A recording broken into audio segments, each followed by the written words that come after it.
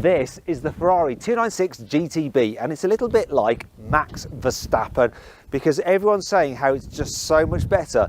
The 296 was launched in 2021. You know, for the price of this car, I could have bought a house cash. So I've seen a 30+% drop on the sticker price of the 296 in the UK, probably more than that. Fast forward to current day and the prices have dropped like a brick and are still in free fall. The Ferrari 296 GTB was supposed to be the safe Ferrari, the smart Ferrari, the one YouTubers could buy, film, flex, and use to stay in Ferrari's good graces while they waited for the real prize. So Mark's Dream Garage went all in.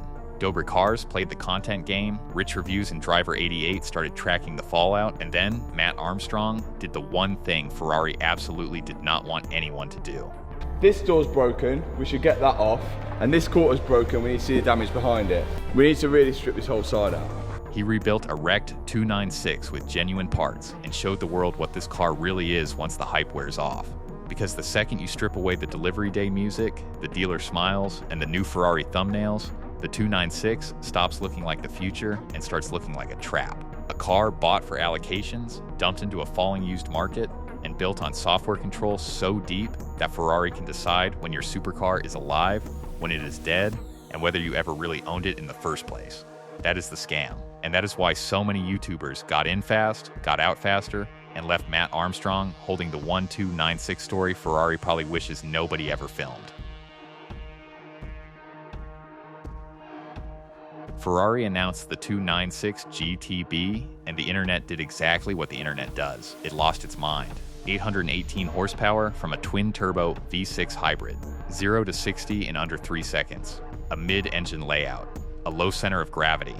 Instant electric torque. Ferrari called it the future of the brand, and the content machine agreed immediately. Delivery day videos. Reveal reactions. First drive footage. New Ferrari. Dream unlocked. Life is good. The thumbnails were practically screaming. The music was swelling. The comments were full of people acting like they had just witnessed history. But here is the question nobody was asking during all of that. Why did these specific people buy this specific car? Because it was not about the V6. Nobody who matters in the Ferrari world woke up one morning and said, what I really need is a turbocharged 6-cylinder hybrid. They woke up and said, what I need is to stay on Ferrari's good side. That is how this world actually works. Ferrari does not just sell cars. Ferrari sells access. And access is rationed, carefully, deliberately. If you want a chance at the cars that actually carry generational status, the special series cars, the limited editions, the V12 Halo machines, you have to demonstrate loyalty first. You have to spend money now to earn a seat at the table later. The 296 GTB was that seat.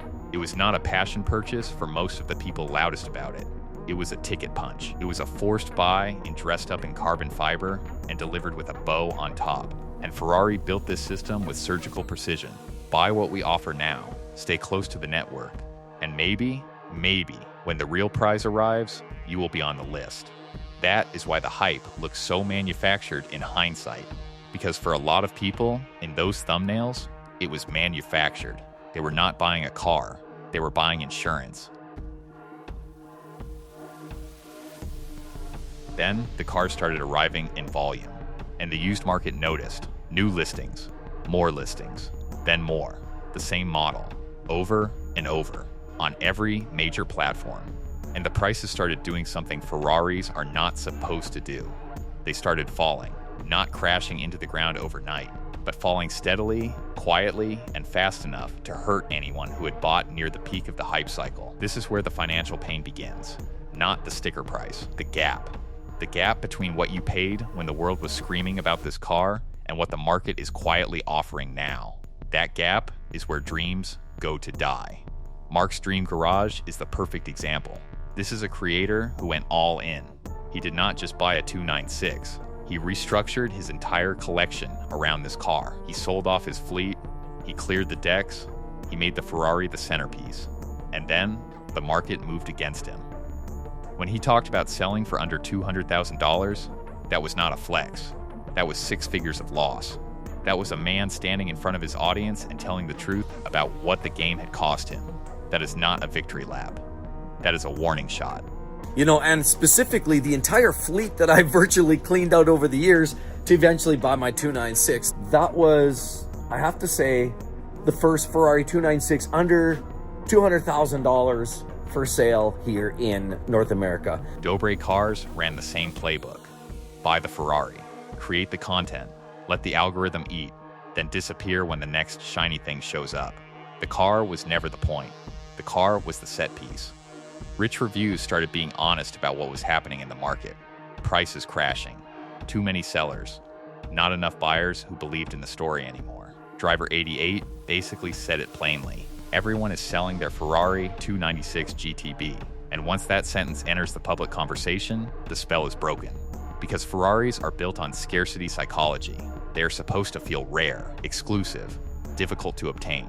The second the classifieds start looking crowded, the entire emotional architecture collapses.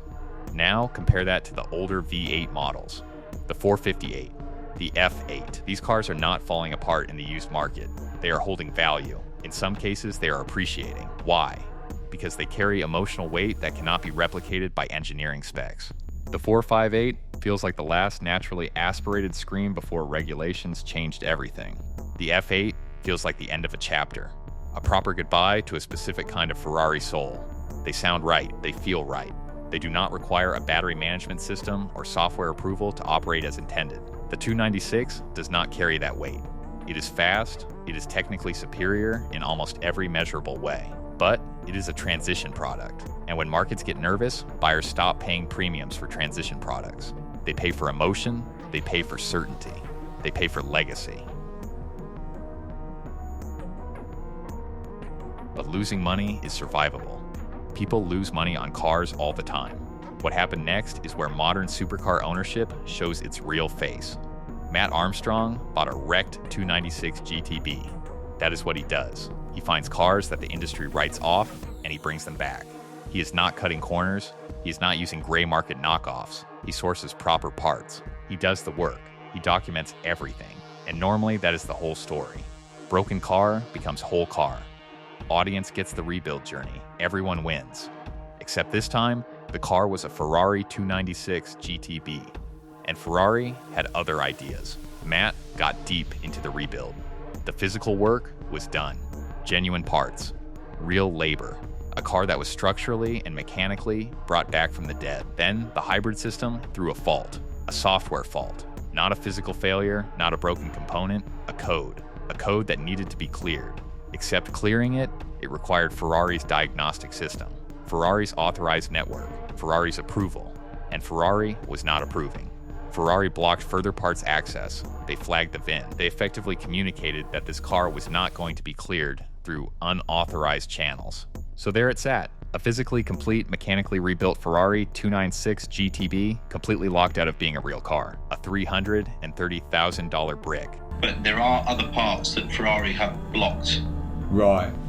Some manufacturers, what they'll do is they'll block a component to get prior release or information before they release the components.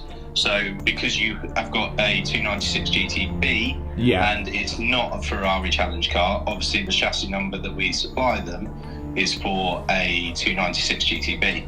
Right. So that side of things is fine, but if it's a block component and it doesn't match the vehicle exactly, then they can't supply it. Let that land for a moment. You paid for the car. You sourced the parts legitimately. You did the work. You own the title. And the manufacturer can still reach across the garage and turn it into an expensive floor ornament. That is not a mechanical failure. That is a policy decision. And that policy decision is the new face of automotive consumer control. Think about the old scams. You know how this used to work. Dealership service advisor finds a problem that does not exist. Charges you for parts you did not need. Upsells you on fluids that were fine. Sends you home lighter in the wallet and heavier in frustration. It was obvious. It was greasy. You could fight it. You could take it to an independent shop. You could find a mechanic who knew what they were doing. You had options. Now the scam is digital. Now the scam is elegant. Now the car is so dependent on proprietary software, approved diagnostics, authorized access codes, and manufacturer-controlled systems that ownership is conditional. You do not own the car outright. You own it with an asterisk. The asterisk says, unless the manufacturer decides otherwise. And if they decide otherwise, your six-figure asset becomes a very beautiful, very expensive piece of furniture. This is not just a Ferrari problem. This is where the entire automotive industry is heading. Right to repair is already a war in the technology space. It is coming for cars next. And the 296 GTB just put a face on why it matters. Because it is one thing to talk about right to repair as an abstract policy debate. It is another thing entirely to watch a creator pour months of work into a legitimate rebuild, source genuine parts, do everything correctly, and still get held hostage by a laptop and a corporate policy. That is not the future anyone signed up for when they fell in love with cars. That is the future being imposed on them anyway. And that is why Mat's story resonated beyond car culture. It was not just about a Ferrari rebuild gone wrong. It was a glimpse into what owning any complex machine will look like in 10 years. Software dependent, manufacturer approved, conditionally functional, a car you park in your garage but never fully possess. Now here's what the smart money did. Daily driven exotics. Damon and Dave are not shy about buying expensive Ferraris. They have owned and destroyed cars that most people will never see in person. They live inside the exact world where a Ferrari 296 GTB should have made perfect sense. Flex car, content car, business asset, status signal. Every box checked. Except they never bought one. They stayed away from the 296 completely. And that silence says more than any delivery day video ever could. Because people who have been in this world long enough develop a very specific instinct. They can smell when something is going to hurt them. They understand that depreciation kills fun faster than horsepower creates it. They understand that complexity kills ownership. A car with a hard software leash and a soft used market is not an asset. It is a liability dressed in Italian leather. And smart money does not buy liabilities. It watches other people buy liabilities and learns from the fallout. The Ferrari 296 GTB is a genuinely extraordinary machine. The engineering is real, the performance is real, the badge is real, none of that is in dispute. But the story around it was never really about the car. The story was about allocation, about access, about a purchase made not from passion, but from strategy. A strategy that required buying a car you may not have wanted in order to get a car you actually did. That is a bad way to buy a supercar. And when the strategy stops working, when the market floods and the prices fall and the hybrid anxiety sets in, what you are left with is a very expensive car that was bought for the wrong reasons. Reasons the market is now repricing in real time. A software layer now controls everything. A car you cannot fully service without approval. A glitch can shut it down completely. Ownership starts to feel like a license, not freedom. The 296 GTB doesn't feel owned, it feels accessed, like a membership with terms that can change or disappear. Ferrari will be fine. The hype, the allocations, the VIP ladder, all of it continues. People stay because leaving feels like losing, even when staying costs something. That is the pull of Ferrari. That is the cage. So here's the real question. Would you buy a Ferrari? Would you spend $250,000 on a car that can be turned off remotely? Would you build your dream garage around something you only conditionally own? A supercar that can become a digital paperweight the moment you step outside the approved network. That is what the 296 GTB became. Not a failure, not a broken car. A perfectly functional machine someone else still controls. And once you see it that way, everything clicks. The hype, the dumping, the depreciation, the lockouts. A car sold like the future, traded like a poker chip, and revealed as something you may never truly own.